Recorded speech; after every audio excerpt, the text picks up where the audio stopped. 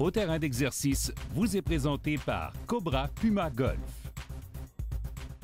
Bien le bonjour tout le monde. Pour cette 6e saison d'au 19e, Debbie Savoie-Morel, Éric Laporte, Steve Foisy ainsi que moi-même, Jean-Sébastien Légaré, on va vous donner une foule de conseils au travers de la saison pour améliorer votre golf encore une fois. On commence tout de suite avec la posture, l'un des éléments les plus sous-estimés en début de saison. C'est important de s'y attarder car une mauvaise posture, bien évidemment, ça engendre des erreurs techniques. On commence avec la prise, on garde ça simple. On se fie aux lignes qui sont formées entre nos pouces et nos index. On place la main gauche en premier pour les droitiers. On s'assure que cette ligne pointe l'épaule arrière. Ensuite, on fait la même chose avec la main droite. Qu'on place les doigts croisés, chevauchés ou de type baseball, la règle reste la même. Les deux lignes doivent pointer l'épaule arrière. Par la suite, les mains, on les place où? Eh bien, peu importe le bâton que vous avez dans les mains, que ce soit à bois dallé ou un fer 7-9, on place toujours les mains par rapport au corps et non par rapport à la position de votre balle. Alors, les mains sont toujours à l'intérieur de la cuisse avant.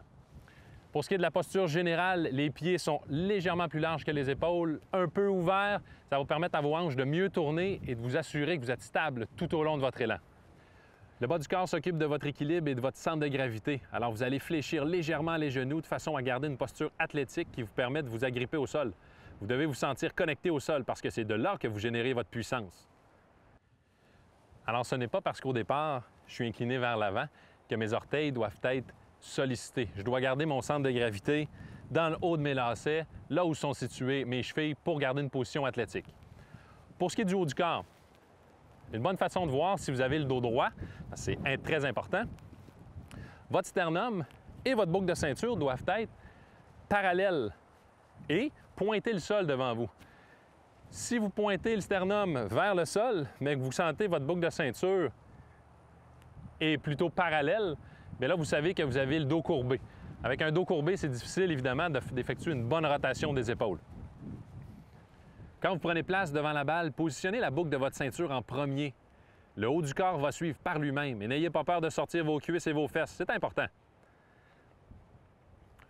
Finalement, pour ce qui est des bras, parce que là, on a parlé du bas du corps et on a parlé du tronc, les bras doivent être relâchés sous les épaules et je devrais avoir suffisamment d'espace pour faire circuler une main entre ma prise et mes cuisses. Une autre bonne façon de voir si vous n'êtes pas trop près, vous devriez être en mesure d'effectuer un élan de pratique et de toucher le sol entre vous et la balle sans avoir à vous relever ou à modifier votre mouvement. Si ce n'est pas le cas, c'est que je suis légèrement trop proche de ma balle. Alors, on a une bonne prise, on a un bas du corps qui s'agrippe au sol, qui nous tient en équilibre et on a une colonne bien droite. On est prêt pour une bonne saison 2017. Bon golf!